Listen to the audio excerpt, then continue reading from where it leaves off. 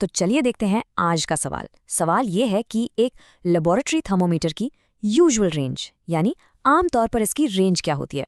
यहाँ पर हमें 4 ऑप्शंस दिए गए हैं और हमें इनमें से सही जवाब ढूंढना है। तो आइए इसे आराम से समझते हैं। अब देखिए, सीधे आंसर पे जंप करने से पहले एक छोटा सा कॉन्सेप्ट क्लियर कर लेते हैं। ये रेंज शब्द का मतलब क्या होता है। देखिए, कोई भी इंस्ट्रूमेंट हो जो कुछ मेजर करता है, उसकी एक रेंज होती है। रेंज का सीधा सा मतलब है कि वो कम से कम कितना मेजर कर सकता है, यानी मिनिमम वैल्यू, और ज्यादा से ज्यादा कितना मेजर कर सकता है, यानी मैक्सिमम वैल्यू। बस इन्हीं 2 पॉइंट्स के बीच का जो एरिया है, वही उसकी रेंज है। Simple, right?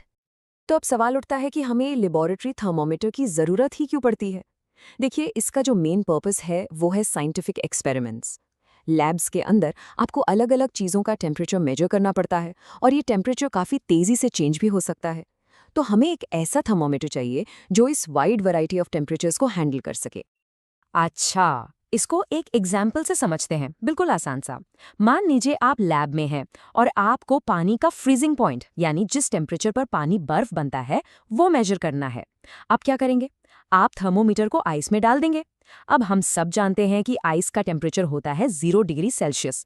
तो इसका सीधा सा मतलब ये हुआ ना कि हमारे थर्मोमीटर को कम से कम 0 डिग्री तो मेजर करना ही आना चाहिए। उससे कम मेजर नहीं कर पाएगा तो काम कैसे चलेगा। ठीक है, अब इसका दूसरा साइड देखते हैं।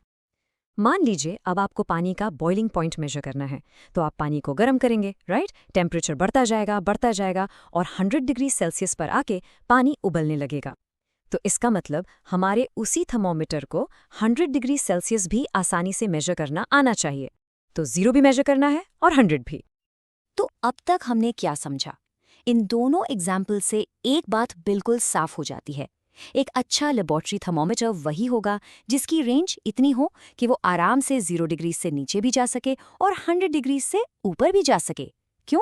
ताकि हम फ्रीजिंग और बॉइलिंग दोनों पॉइंट्स को आसानी से मेजर कर पाएं।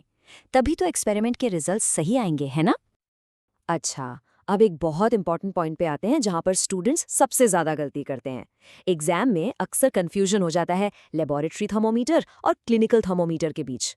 क्लिनिकल थर्मोमीटर कौन सा होता है? हाँ, वही जो डॉक्टर यूज करते हैं बॉडी टेम्परेचर नापने के लिए। देखने में दोनों थोड़े एक जैसे लग सकते हैं, लेकिन इनका काम, इनका पर्पस बिल्कुल अलग है। तो चलिए इस कंफ्यूजन को हमेशा के लिए दूर करते हैं। इन दोनों को कंपेयर करके देखते हैं। एक तरफ है लेबोरेटरी थर्मोमीटर, जिसका काम है एक्सपेरिमेंट्स करना, इसलिए इसकी रेंज बहुत वाइड, बहुत बड़ी होती है। दूसरी तरफ है क्लिनिकल थर्मोमीटर, जिसका काम सिर्फ और सिर्फ ह्यूमन बॉडी का टेम्परेचर मेजर करना है। अब आप सोचिए, इंसान का टेम्परेचर कितना ही बढ़ेगा। नॉर्मली 37 डिग्री सेल्सियस रहता है, बुखार में थोड़ा बढ़ जाएगा। इसीलिए इसकी रेंज बहुत नैरो यानी छोटी सी होती है। सिंपल सा रीजन है इसके पीछे। तो अब जब हमें ये डिफरेंस पता चल गया है, चलिए वापस अपने ऑप्शंस पे चलते हैं। एक एक करके सबको चेक करते हैं। ऑप्शन आई वी देखिए, 35 से 42 डिग्री सेल्सियस। अभी अभी हमने क्या डिस्कस किया? ये तो बिल्कुल क्लिनिकल थर्मोमीटर की रेंज है। इससे आप ना तो बर्फ का टेम्परेचर मेजर कर सकते हैं, ना ही उबलते पानी का। तो ये ऑप्शन तो बिल्कुल गलत है। ओके, अगला ऑप्शन देखते हैं।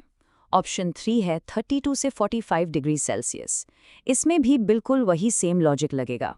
ये रेंज भी बॉडी टेम्परेचर के आसपास ही घूम रही है। लैब के एक्सपेरिमेंट्स के लिए ये भी बिल्कुल काम की नहीं है, तो इसको भी हम साइड में कर देते हैं। ये भी गलत है। अब आते हैं ऑप्शन आई पर। यह है 10 से 100 डिग्री सेल्सियस।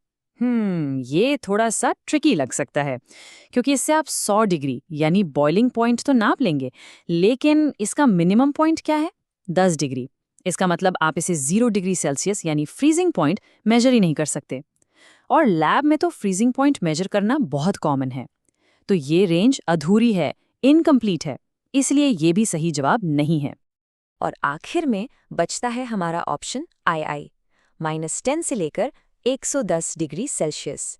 अब इसको ध्यान से देखिए, ये 0 से नीचे -10 तक जा रहा है, मतलब फ्रीजिंग पॉइंट आराम से मेजर हो जाएगा। और 100 से ऊपर 110 तक जा रहा है, यानी बॉइलिंग पॉइंट के लिए भी थोड़ा एक्स्ट्रा मार्जिन है। तो ये रेंज बिल्कुल परफेक्ट है। ये हमारे सारे कंडीशंस को पूरा करती है, इसलिए यही है हमारा करेक्ट आंसर। वी होप आपको वीडियो अच्छा लगा होगा और कॉन्सेप्ट से रिलेटेड क्वेश्चंस क्रिस्टल क्लियर हो गए होंगे। Will see you in next video. Till then, tata, bye bye.